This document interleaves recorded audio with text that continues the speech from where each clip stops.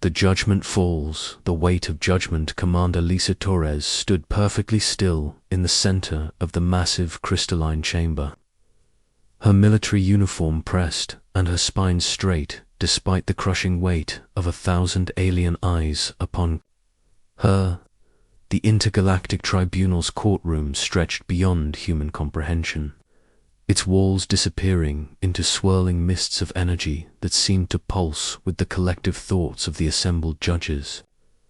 Above her, floating platforms held representatives from 47 different species, each one radiating disapproval like heat from a dying star. The air itself felt hostile.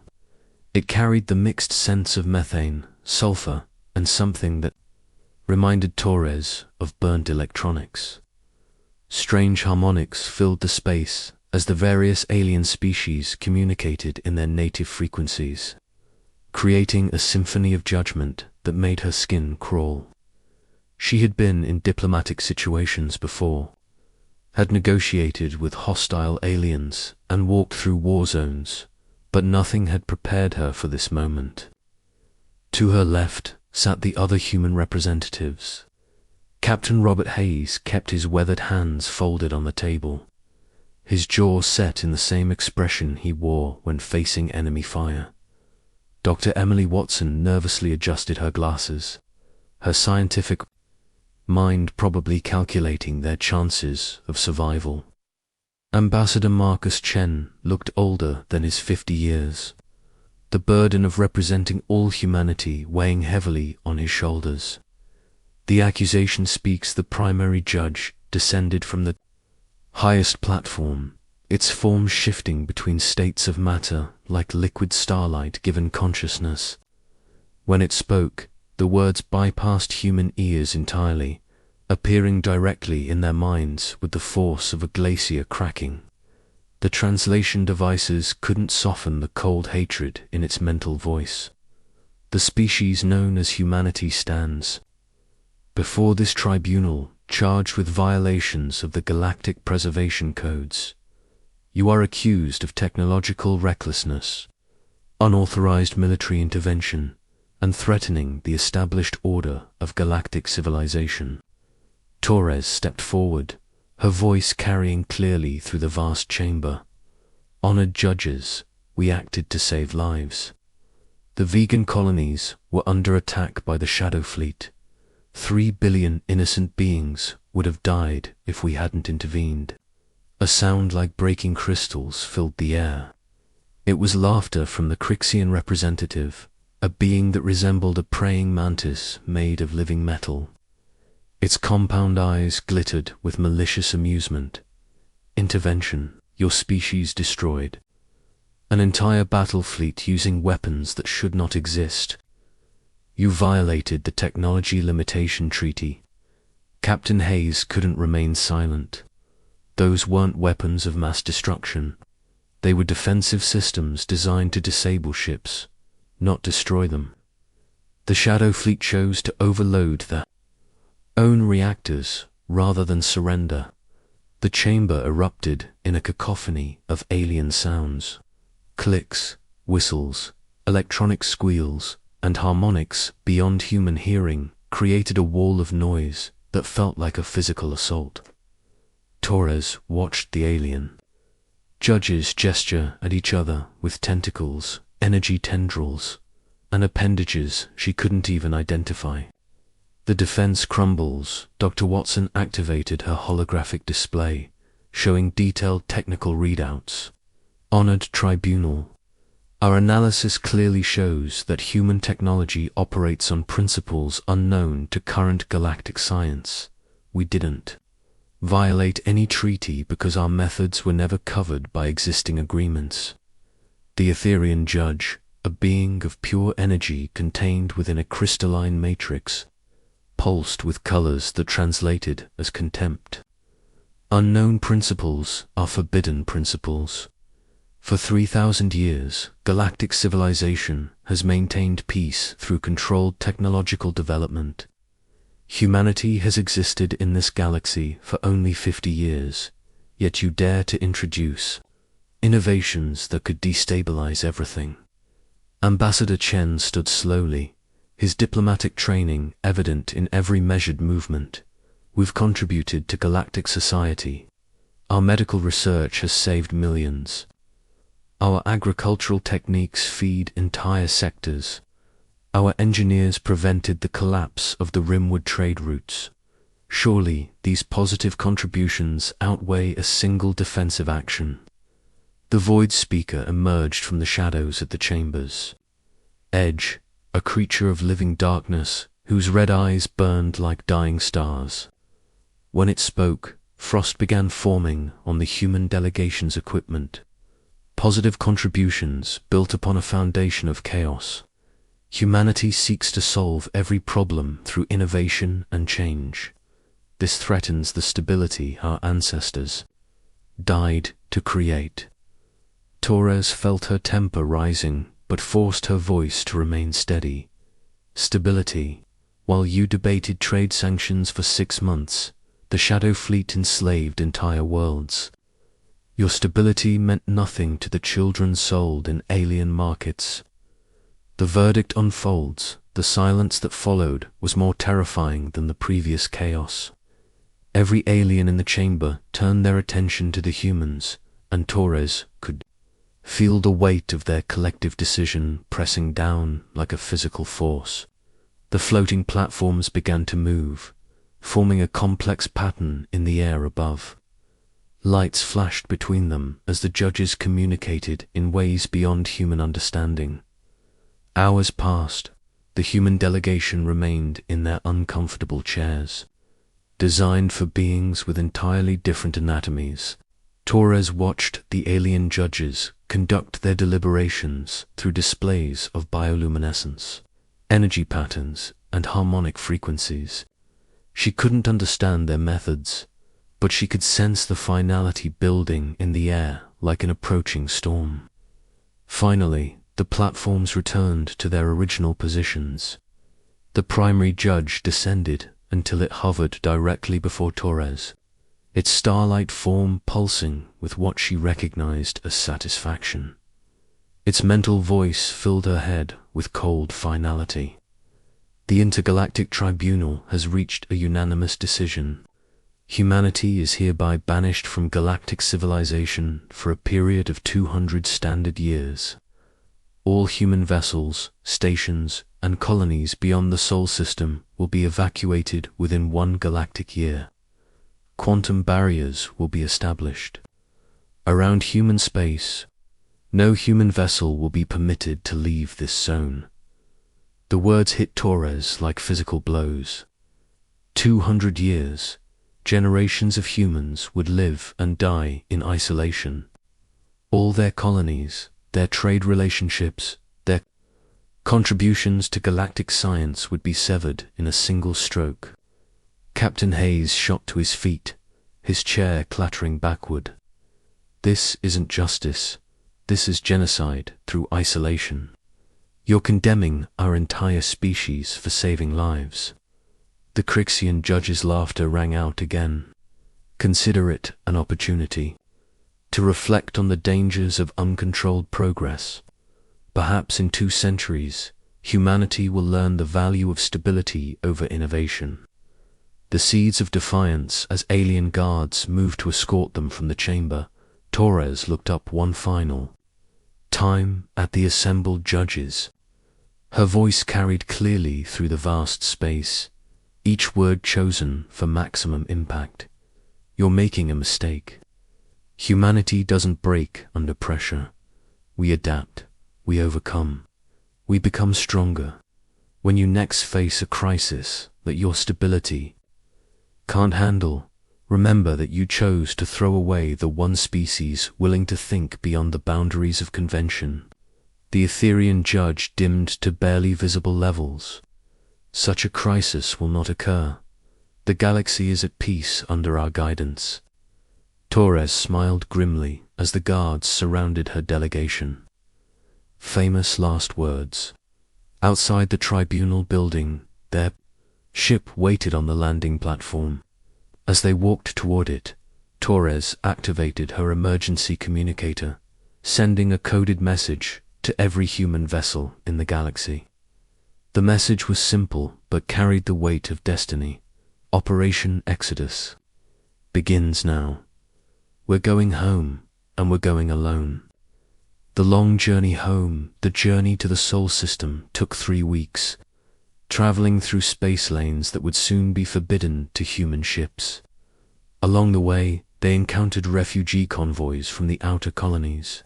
Massive transport ships carried families who had spent generations building new worlds, now forced to abandon everything they had created. Dr. Watson spent most of the journey analyzing the quantum barriers that would soon surround human space. Her findings were disturbing. "These aren't just walls," she reported to Torres. "They're designed to prevent any form of communication or travel. The aliens aren't just exiling us. They're trying to make us disappear entirely." As they approached Earth, Torres stood in the observation deck, watching the blue-green world grow larger. Somewhere down there, scientists and engineers were already beginning the greatest challenge in human history, learning to survive and thrive without the galaxy that had rejected them. The first steps of isolation, the Sol system had become a refugee camp. Massive orbital stations processed millions of evacuees from the outer colonies. Ships designed for exploration were converted into temporary housing. The asteroid belt was being rapidly mined to provide raw materials for construction projects that would have been impossible just months before. Torres reported directly to Admiral Rebecca Stone, the newly appointed head of the Isolation Defense Force. The Admiral was a tall woman with silver hair and eyes that had seen too many battles. She listened to Torres's report without interruption, her expression growing grimmer with each detail. "So they've given us 1 year to evacuate everyone," Stone said when Torres finished. "And then they'll activate barriers that will trap us here for 2 centuries. "Yes, ma'am. But there's something else. Dr. Watson believes the barriers will also change the nature of space-time within the Sol system. We might find that physics works differently here." Stone nodded grimly. "Then we'll have to learn new physics. Commander, I'm reassigning you to Project Phoenix. We're going to turn this exile into the greatest period of human advancement in our history. The underground network deep beneath the surface of Mars, in converted mining tunnels that stretched 4 kilometers, Dr. James Mitchell worked with a team of the best human scientists and engineers. They had been given unlimited resources and a single, impossible mandate: reverse engineer every piece of alien technology in human possession and then surpass it. The work was dangerous and often deadly. Alien technology was designed with safeguards that could kill anyone who tried to understand its inner workings. 3 researchers had already died when a Theron power core exploded during disassembly. But for every failure, they learned something new about the fundamental forces that governed galactic civilization. Mitchell stood before a table covered with the scattered components of an alien quantum communicator. The device had been designed to work for thousands of years without maintenance, drawing power from quantum fluctuations in space-time itself. Understanding it required throwing out most of human physics and starting over. "The key is in the crystalline matrix," he explained. To his team, "It's not just storing energy. It's actually creating microscopic tears in reality and using the energy that bleeds through. If we can understand this principle, we can build our own versions." His assistant, Dr. Sarah Kim, looked skeptical.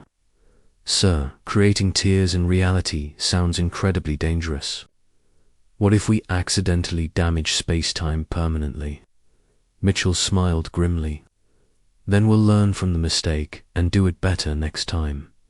That's what makes us human. We don't accept limitations. We find ways around them. The work continued. Around the clock, driven by the knowledge that humanity's future depended on their success. They had 1 year before the barriers went up. 1 year to lay the foundation for technologies that could eventually break those barriers and return humanity to the galaxy as equals rather than suppl-ICANTS.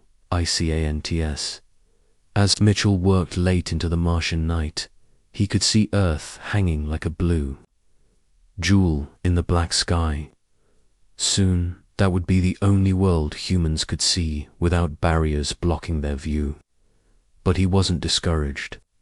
Humans had always done their best work when their backs were against the wall. The rise of new humanity. Century of hidden progress. Admiral Elena Vasquez stood on the bridge of the Prometheus. Humanity's first true starship in over a century. Through the transparent aluminum viewports, she could see the quantum barriers that had imprisoned her species for 100 years beginning to flicker and fade. The alien technology that had seemed so permanent was finally breaking down, just as Dr. Mitchell had predicted decades before his death. The bridge around her represented the pinnacle of human achievement. Every surface was covered in displays showing information that would have been incomprehensible to her ancestors. Holographic interfaces responded to thought commands through neural implants that enhanced rather than replaced human consciousness. The crew moved with the efficiency of beings who had spent their entire lives pushing the boundaries of possibility. Lieutenant Commander Jackson Hayes, the great-grandson of the Captain Hayes who had faced the tribunal, approached with a data pad in his hands. Admiral, we're receiving distress signals from 17 different star systems. The transmission frequency matches Galactic Council emergency protocols. Alina smiled grimly. After a century of silence, the galaxy was finally calling. What's the nature of the emergency? Hayes hesitated before answering. According to the decoded messages, something called the Devourers has returned. They're systematically destroying entire star systems, consuming all matter and energy. The Galactic Council is requesting immediate assistance from any surviving military forces. The irony wasn't lost on Alina. The same council that had banished humanity was now begging for help. She activated the ship's communication system, broadcasting to the hidden fleet that surrounded the Sol system. All vessels, this is Admiral Vasquez. Operation Emergence is now active. We're returning to a galaxy that forgot we existed. The fleet reveals itself. The Prometheus led the way through the dissolving barriers. Ships began appearing throughout. The Sol system like flowers blooming after a long winter. They emerged from hidden bases inside asteroids, from camouflaged facilities on the dark sides of moons, and from dimensional pockets that human scientists had learned to create using principles the aliens had never imagined. The fleet was massive, beyond anything the galaxy had ever seen. Thousands of ships ranging from sleek destroyers to massive carriers that could house entire cities. Each vessel incorporated technologies that pushed the boundaries of physics in ways that would have terrified the conservative alien civilizations. Captain Maria Santos commanded the science vessel Darwin, a ship designed to adapt and evolve its own systems in real time. As they crossed the barrier, she watched her instruments register changes in local space-time that confirmed their theories about human technological development. The readings are incredible, she reported to the fleet. We're not just more advanced than when we left. We're operating on principles that the current galactic civilization doesn't even know exist. The human ships moved through space in ways that defied conventional understanding. They didn't just travel faster than light. They convinced the universe that the distance between 2 points was whatever they needed it to be. They didn't just communicate instantly across vast distances. They created temporary networks where information existed in multiple locations. Simultaneously, the galaxy in crisis, the human fleet approached the first devastated star system. The scope of the crisis became clear. What had once been the thriving Altarian sector was now nothing but empty space, dotted with strange energy signatures. The planets, the star itself, even the cosmic dust had been completely consumed. Alina studied the sensor readings with growing concern. Whatever did this didn't just destroy the system, it ate it, converted all matter directly into energy and absorbed that energy. Dr. Chenwei, the fleet's chief scientist, had been analyzing the energy patterns left behind. Admiral, these signatures match theoretical models for something we called reality feeders in our advanced physics research. They're not just consuming matter, they're unmaking the fundamental structure of space-time itself.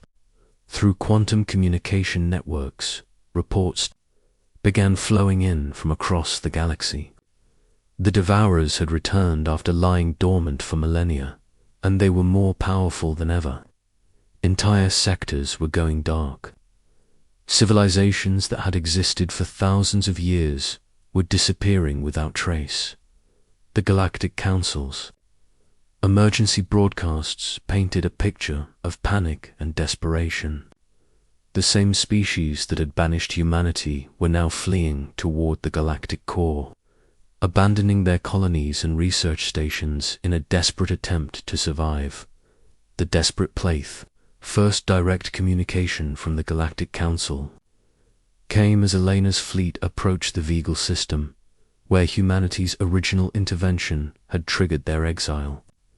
The transmission was crude by human standards, using outdated quantum frequencies that barely penetrated the dimensional barriers protecting the human ships. The image that appeared on the main view screen showed the familiar form of the Judge, though it was dimmed to barely visible levels. When it spoke, Alina could hear the desperation in its translated words. Unknown vessels, this is High Arbiter, Lyston of the Galactic Council. We detect technology signatures that suggest human origin. If any representatives of humanity are receiving this transmission, we formally request immediate assistance under the Emergency Coalition protocols. Alina allowed herself a moment of satisfaction before responding. When she opened the communication channel, she made sure her voice carried the weight of a century of human achievement. Hi, Arbiter Liston. This is Admiral Alina Vasquez of the Human Defense Force. We received your distress call. However, I believe there may be some confusion. According to our records, humanity was permanently banished from galactic civilization approximately 100 years ago. The silence that followed stretched across light years. When the Etherian finally responded, its voice carried notes that the translators couldn't quite capture. Shame, perhaps, or fear, Admiral Vasquez. The circumstances have changed. The threat we face requires the combined efforts of all intelligent species. We are prepared to discuss modifications to the previous tribunal ruling. Elena's smile was cold enough to freeze hydrogen. Modifications? I'm afraid you misunderstand our position, High Arbiter. We're not here as supplicants seeking readmission to your civilization. We're here as equals offering assistance to former neighbors. The new human technology. As the human fleet moved through the galaxy, alien observers who survived their encounters were shocked by what they witnessed. Human ships didn't simply travel between stars. They folded space-time around themselves, creating temporary shortcuts through dimensions that shouldn't exist. Their weapons didn't destroy targets. They convinced reality that the targets had never existed in the first place. The Prometheus encountered a Devourer scout ship near the ruins of the Epsilon system. The alien vessel was enormous, easily 3 times the size of the human flagship, and it radiated energy patterns that made normal space crack and distort around it. "Battle stations," Alina commanded. "Let's see how our new friends react to a century of human innovation." The engagement lasted exactly 47 seconds. The human ship didn't fire weapons in any conventional sense.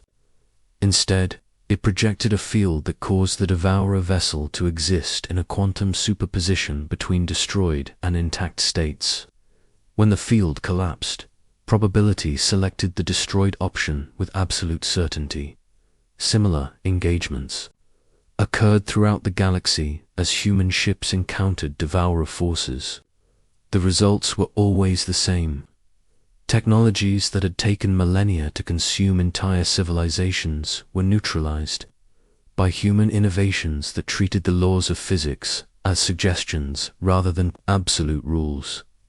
The Council's capitulation. Formal meeting took place in the same crystalline chamber where humanity had been judged a century before. But now the roles were reversed. Alina sat at the central position, surrounded by her command staff, while the alien judges floated on their platforms, like petitioners seeking an audience. The High Arbiter's light pulsed weakly as it spoke. "Admiral, we acknowledge that humanity has developed capabilities far beyond what we previously understood. We are prepared to offer full restoration of galactic citizenship and voting rights in exchange for your assistance against the Devourer threat." Alina leaned back in her chair, studying the assembled aliens with eyes that had seen the birth of new technologies and the death of old limitations. "Full citizenship? You're still thinking in the old paradigms, High Arbiter. We're not seeking to rejoin your civilization. We're offering to restructure it." The chamber erupted in the familiar cacophony of alien protests. But Elena's voice cut through the noise with the authority of absolute technological superiority. "For a century, you've maintained galactic stability by preventing innovation and change. You've created a civilization that could survive for millennia without growing, without adapting, without becoming more than it was. But now you face an enemy that feeds on stagnation, that grows stronger by consuming the very stability you've worked so hard to preserve." Captain Hayes stepped forward, his bearing identical to his great-grandfather's, but carrying the confidence of a species that had transcended its own limitations. "The Devourers aren't just consuming matter and energy, they're consuming the potential for change. Every static civilization they absorb makes them stronger and more resistant to conventional attacks." Dr. Wei activated a holographic display showing the current state of the galaxy. Red zones marked areas consumed by the Devourers, while yellow zones showed regions under immediate threat. The blue zones, representing stable galactic civilization, were shrinking rapidly. "Your traditional weapons and defenses are useless because they operate within the same paradigms the Devourers understand," she explained. "Human technology works because we've learned to operate outside those paradigms entirely. The new galactic order, the transformation began immediately. Human engineering teams worked alongside alien scientists to retrofit their technology with quantum uncertainty principles and dimensional manipulation systems. Species that had spent thousands of years perfecting single approaches to problems suddenly found themselves exploring multiple solutions. Simultaneously, the war against the Devourers became a laboratory for innovation. Every engagement taught both sides new techniques and approaches. Human ships would phase between dimensions to attack Devour vessels from angles that didn't exist in normal space. In response, the Devourers learned to exist in multiple dimensional states, forcing human forces to develop weapons that could affect all possible versions of a target simultaneously. Alina found herself commanding not just human forces, but integrated fleets where alien and human technologies merged in ways that created entirely new capabilities. A Zephyrian navigator, enhanced with human neural interfaces, could plot courses through space-time distortions that would have been impossible to traverse before. Crixian weapon systems powered by human quantum reactors could fire energy beams that arrived at their targets before being fired. The final victory, the decisive battle, took place at the galactic core, where the Devourers had established a massive feeding structure that was consuming the central black hole itself. If successful, the process would destabilize the entire galaxy, causing it to collapse into a smaller, more easily digestible form. Alina stood on the bridge of the Prometheus, now transformed into something that bore little resemblance to its original design. Human adaptive technology had allowed the ship to incorporate the best elements of 47 different alien engineering philosophies, while maintaining its essential human character. All fleets report ready, Hayes announced. Combined force of 12,000 vessels representing 36 species.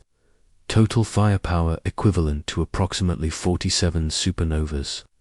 Alina nodded, studying the massive Devourer construct through sensors that existed in 17 different dimensions simultaneously. Commence Operation Paradigm Shift. Let's show them that the universe is bigger than they thought. The battle that followed redefined the concept of warfare itself. Human forces didn't simply attack the Devourer construct, they convinced reality that the construct existed in a state of constant creation and destruction, making it impossible for the Devourers to maintain coherent form. Allied forces supported this reality manipulation by providing quantum stability fields that prevented the construct from adapting to its new state. When the construct finally collapsed, it didn't simply explode or disintegrate. It folded in on itself through dimensions that hadn't existed moments before, carrying the surviving Devourer forces into a pocket universe, where they could consume each other for eternity without threatening anyone else. The new era begins 6 months after the victory at the galactic core. Alina stood once again in the tribunal chamber. But now she wasn't facing judgment. She was accepting the formal transfer of galactic leadership from the old council to the new, human-allied coalition. The High Arbiter's light pulsed with what Alina had learned to recognize as genuine respect. Admiral Vasquez, the galaxy owes humanity a debt that cannot be repaid. You have not only saved us from extinction, but shown us possibilities we never imagined. Alina smiled, thinking of all the humans who had died during the century of exile, never knowing that their sacrifices would lead to this moment. High Arbiter, humanity never sought to rule the galaxy. We only wanted to be part of it as equals. But if leadership has fallen to us, we accept the responsibility. As she spoke, new ships were already departing from human space, carrying exploration teams to regions of the galaxy that had been considered too dangerous or impossible to reach.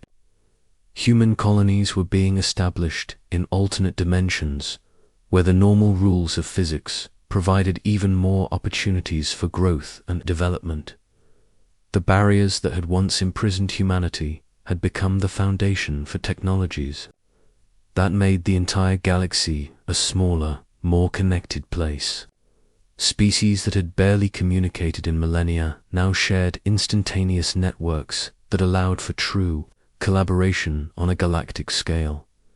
Alina looked out at the stars, visible through the chamber's transparent walls, knowing that each one represented possibilities that previous civilizations had never dared to explore. Humanity had been exiled for being too innovative, too willing to change and adapt. Now that very willingness had become the galaxy's greatest strength. The age of static stability was over. The age of infinite possibility had begun. And humanity would guide the galaxy toward futures that no single species could have imagined alone.